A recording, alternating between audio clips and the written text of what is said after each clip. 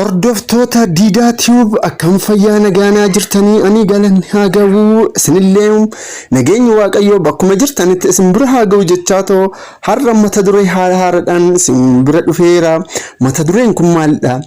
Jaalattanis jibbitanis dhiirri hunduu sobdoota kan jedhamu irratti dhiirri hunduu sobdoota jedha. Inni kun garuu anillee xiqqoo nan taqawama. Dhiirri hunduu sobdoota osoo hin ta'in fakkeenyaaf parsantii 100 keessaa parsantiin inni 20 dhiira dhugaan jiraachuu ni danda'a addunyaa kanarratti inni yaada. Egaa haa ta'u malee waa'ee kana xalayaadha, waa'ee dambalii jaalalaati. Xalayaa kana isiniif ibsuun barbaade. Sanaan duratti egaa kabajamtoota hordoftoota keenya warreen haga ammaa maatii naaf hin taane subscribe, share, like gochaatu maatii akka naaf taatanii akka na waliin bohaartanii akka na waliin gammadan sin jedha. Tole kara dambalii jaalalaa keenyatti haa goru. Jaalattanis jibbitanis dhiirri hunduu sobdoota. Si waliin wal baruu koo fi si waliin jaalala jalqabee waggaa dheeraa si waliin jiraachuu koo bara guutuu na gubee akka hafunatti dhaga'ama. Nama ajaa'ibaa isin warri dhiiraa maalirraa akka uumamtan hin beeku. Hedduun keessan sobdoota. Maaliif sobdan garuu? Mirgisaa yeroo jalqabaa wal baruu akka baay'ee na jaalattuu fi naaf amanamtee ana waliin jiraachuu barbaaddu natti himi. Ani dhugaan seen jaalala ani beena keessa seen. Nama ajaa'iba. Siif jedhee wannan ani hin taane hin jiru. Mirgisaa maatiin koo na jibbanii, hiriyootni koo na jibbanii sababa keetiin nama baay'ee irraa adda bahee jira. Akka ati baay'ee na jaalattuu fi ana kunuunsitu gaafan argu garuu namni hunduu hafee si waliin jaalala jiraachuun koo akka carraa gaarii nan ilaalaan ture. Kanaafis abdiin koo egeree si waliin jiraachuu akka ta'u hawween jaalala dhugaa si waliin jalqabee si jaaladhe. Onnee koo ishee qulqulluu kanarrattis immoo si faladhee si waliin jiraachuu jalqabe. Osuman si jaalalaan waliin jiraachaa jirru namootni hedduu waa'ee kee waan baay'ee natti himan. Akka ati nama gaarii hin taane, akka ati anarratti dubartii biraa jaalachaa akka jirtuu fi wantoota hedduu natti himan.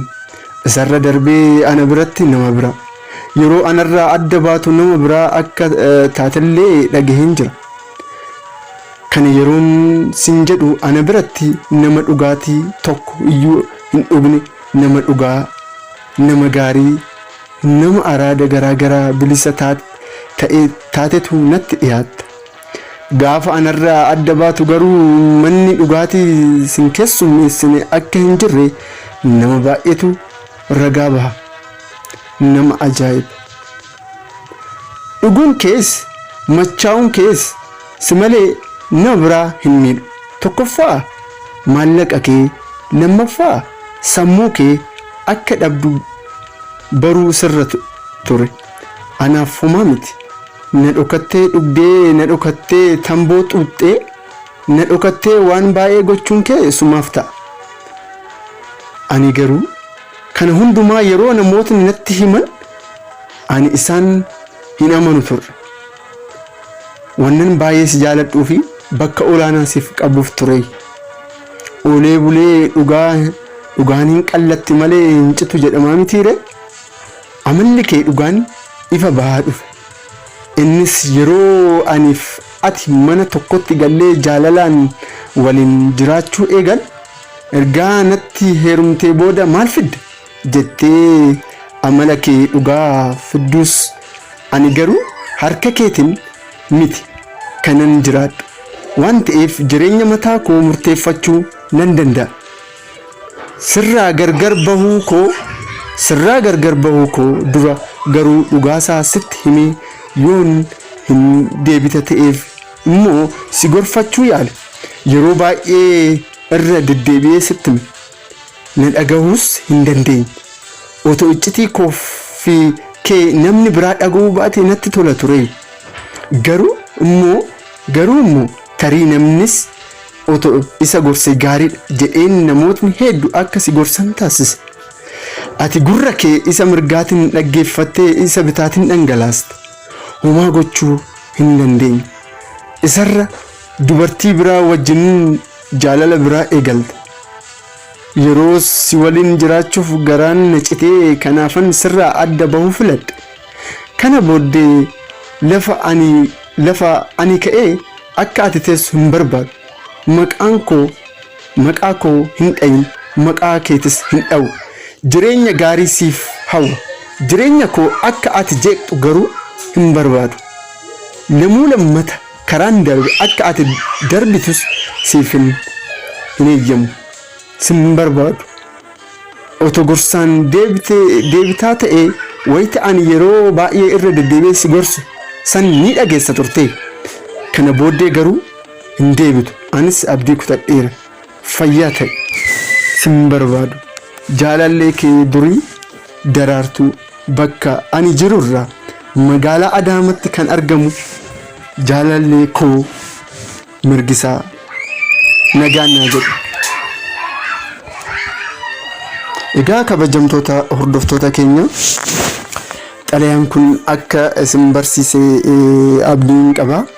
Isin garuu jechuudha namoota dhibba keessaa jechuudha namoota muraasa ta'uu danda'a dhiirri sobduu kan ta'e jechuudha. Garuu dhiirri hunduu sobaa miti isin galee.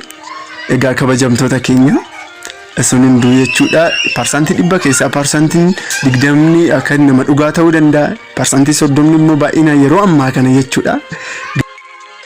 Yeroonis yeroo badaa waan ta'eef namoonni adda addaa amala badaa amala gaarii hin taane waan qabaniif dhiirri yeroo ammaa kana baay'inaan garuu jechuudha dhiira sobaa bichaatu jiraachuu danda'a. Kana anilleen itti amana garuu baay'inaan jechuudha dhugaa dubbachuudha. Dhiira irra jechuudha dubartiitu amanamaadha jedheen yaada akka mataa kiyyaatti jechuudha. Dubartoonni jaalala tokko yoo qabataman jechuudha amantiidhaan nama jaalatan amananii too jechuudha eeguu ni danda'anii kun amala dubartootaati. Achiin duratti garuu kara dhiiratti yoo deebine yeroo ammaa kana jechuudha fakkeenyaaf dubartiin takka jaalallee ishii as biyya Itoophiyaa keessatti dhiiste too kara biyya Arabaa yoo deemte jechuudha isheen isa amantee too jechuudha waggaa 2 waggaa 3 achitti hojjechuu dandeessi. Inni garuu amala isaa jechuudha biyya kana keessa taa'eetu amala isaa jijjiiruu dubartii biraa argachuu dubartii biraa barbaaduu ni danda'a. Inni kun amala yeroo ammaa jiru amala dhiirati amala yeroo ammaa jiru amala dhiiraa